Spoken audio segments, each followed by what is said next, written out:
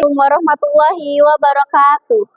Tabipun, perkenalkan nama saya Bunga Pujana Sila, asal sekolah SMP Negeri 2 Kebun Tebu.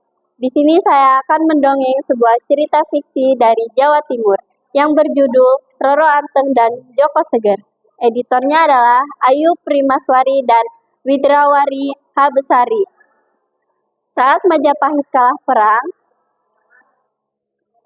semua anggota para bangsawan terpaksa harus pergi dari istana. Salah seorangnya adalah membawa istri yang sedang mengandung.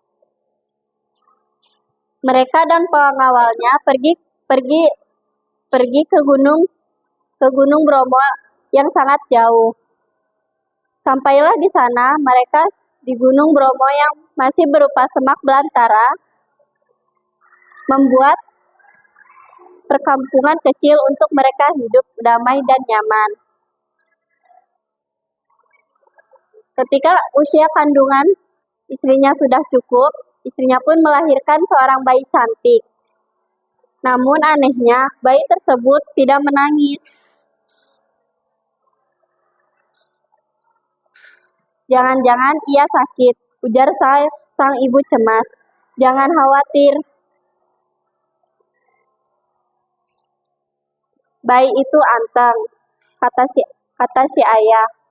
Anteng adalah bahasa Jawa yang berarti tenang. Dalam waktu tersebut, istri pemuka adat pun melahirkan seorang bayi laki-laki yang tampan.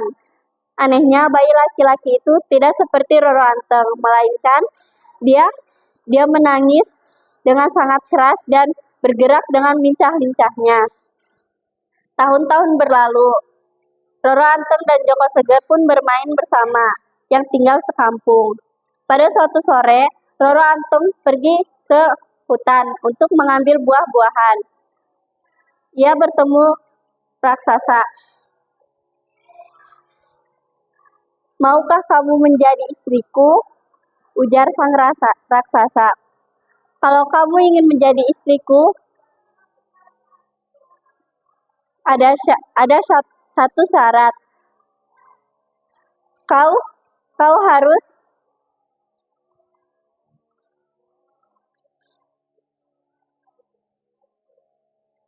harus membuat kawah di atas Gunung Bromo sebelum fajar. Kata si raksasa, siap, aku bersedia. Pada malam hari pun, si raksasa mencari tempurung kelapa atau batok kelapa yang sangat besar untuk mengeruk bagian atas Bromo yang akan mencekung. Si raksasa pun sudah mulai selesai. Roro Anteng pun cemas. Roro Anteng pun membakar jerami agar terlihat langit tampak kemerah dan menumbuk padi di pinggir kandang ayam jantan. Kandang ayam jantan pun terbangun dari tidurnya. Ia berkokok telah pagi. Ini sudah pagi. Kamu gagal raksasa, ujar sang Roro Anteng.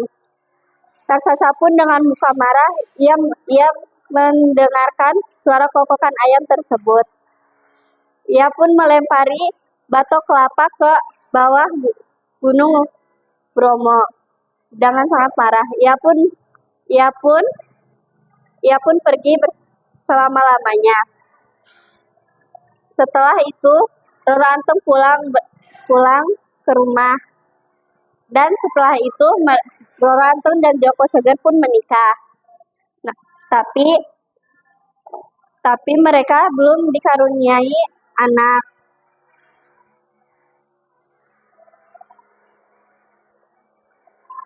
Roro Anteng dan Joko Segar pun meminta doa kepada Dewata agar segera mempunyai anak. Joko Seger pun berdoa kepada Dewata, kalau kalau kalau aku diberi 25 anak, aku akan mengorbankan satu anak ke dalam Gunung Bromo, ujar sang Joko. Tak lama kemudian, Gunung Bromo pun bergetar, dan ia pun ketakutan untuk pulang. Sampainya di rumah, ia langsung ke dalam. Tapi anehnya, sang istrinya tidak menyambutnya. Melihat istrinya sedang sakit, ia pun mencari tabib untuk mengobatinya. Kata sang tabib, ia tidak sakit, melainkan sedang mengandung. Joko Segar pun menangis terharu mendengar berita tersebut. Joko Segar dan Roro Anteng menjaga kandungan itu dengan baik.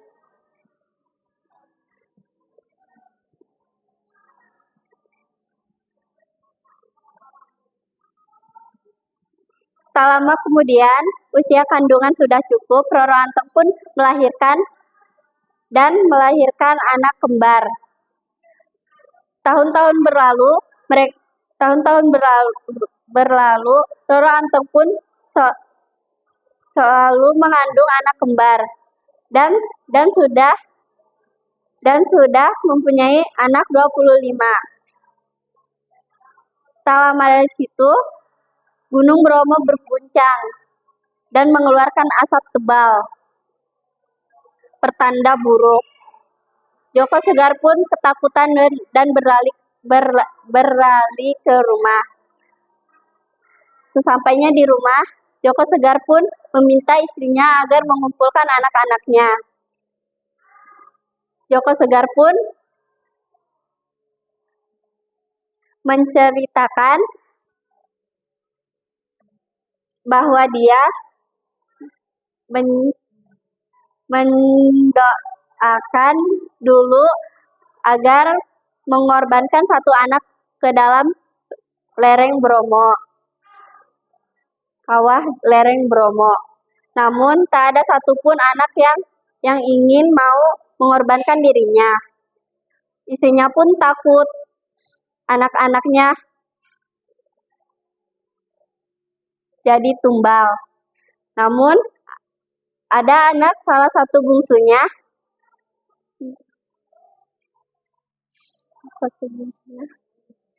mau mengorbankan dirinya untuk ke lereng Bromo.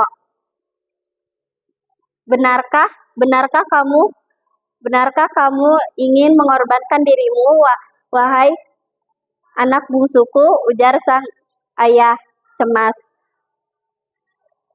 Aku bersedia menjadi korban Gunung Bromo. Disitulah mereka menyetujui bahwa permintaan anak bungsu itu. Itulah cerita dari saya. Wassalamualaikum warahmatullahi wabarakatuh.